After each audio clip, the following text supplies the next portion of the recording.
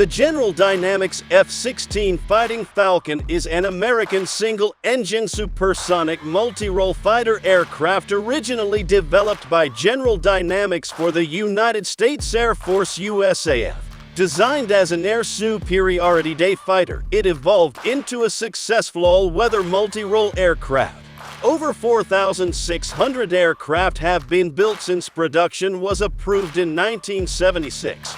Although no longer being purchased by the U.S. Air Force, improved versions are being built for export customers. In 1993, General Dynamics sold its aircraft manufacturing business to the Lockheed Corporation, which in turn became part of Lockheed Martin after a 1995 merger with Martin Marietta. The Fighting Falcon's key features include a frameless bubble canopy for good visibility, side-mounted control stick to ease control while maneuvering, an ejection seat reclined 30 degrees from vertical to reduce the effect of G-forces on the pilot, and the first use of a relaxed static stability/fly-by-wire flight control system that helps to make it an agile aircraft. The F-16 has an internal M61 Vulcan cannon and 11 hardpoints. In addition to active duty in the U.S. Air Force, Air Force Reserve Command, and Air National Guard units, the aircraft is also used by the U.S. Air Force Thunderbirds Aerial Demonstration Team, the U.S. Combat Air Command F-16 Viper Demonstration Team, and as an adversary/aggressor aircraft by the United States Navy. The F-16 has also been procured to serve in the air forces of 25 other nations. As of 2015, it was the world's most numerous fixed-wing aircraft in military service. 5 companies responded, and in 1972, the Air Staff selected General Dynamics Model 401 and Northrop's P600 for the follow-on prototype development and testing phase. GD and Northrop were awarded contracts worth $37.9 million and $39.8 million to produce the F-16 and F-17, respectively, with the first flights of both prototypes planned for early 1974. To overcome resistance in the Air Force hierarchy, the fighter mafia and other LWF proponents successfully advocated the idea of complementary fighters in a high-cost/low-cost force mix. The high/low mix would allow the USAF to be able to afford sufficient fighters for its overall fighter force structure requirements. The mix gained broad acceptance by the time of the prototype's fly-off, defining the relationship between the LWF and the 50. The F-16 was developed by a team of General Dynamics engineers led by Robert H.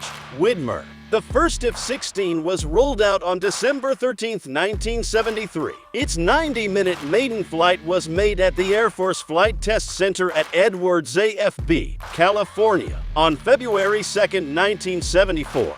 Its actual first flight occurred accidentally during a high-speed taxi test on January 20, 1974. While gathering speed, a roll control oscillation caused a fin of the portside wingtip-mounted missile, and then the starboard stabilator to scrape the ground, and the aircraft then began to veer off the runway. The test pilot, Phil Ostricker, decided to lift off to avoid a potential crash, safely landing 6 minutes later. The slight damage was quickly repaired, and the official first flight occurred on time. The F-16's first supersonic flight was accomplished on February 5, 1974, and the second F-16 prototype first flew on May 9, 1974.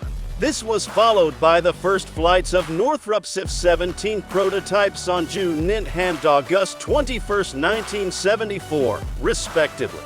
During the fly-off, the F-16s completed 330 sorties for a total of 417 flight hours. The F-17s flew to 88 sorties, covering 345 hours. One change made during production was augmented pitch control to avoid deep stall conditions at high angles of attack.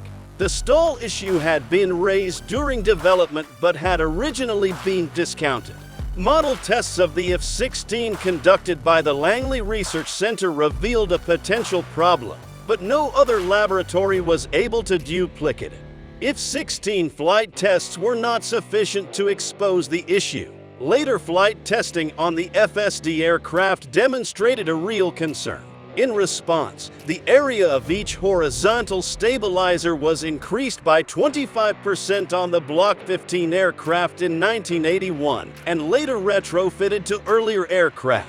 In addition, a manual override switch to disable the horizontal stabilizer flight limiter was prominently placed on the control console, allowing the pilot to regain control of the horizontal stabilizers, which the flight limiters otherwise lock in place, and recover.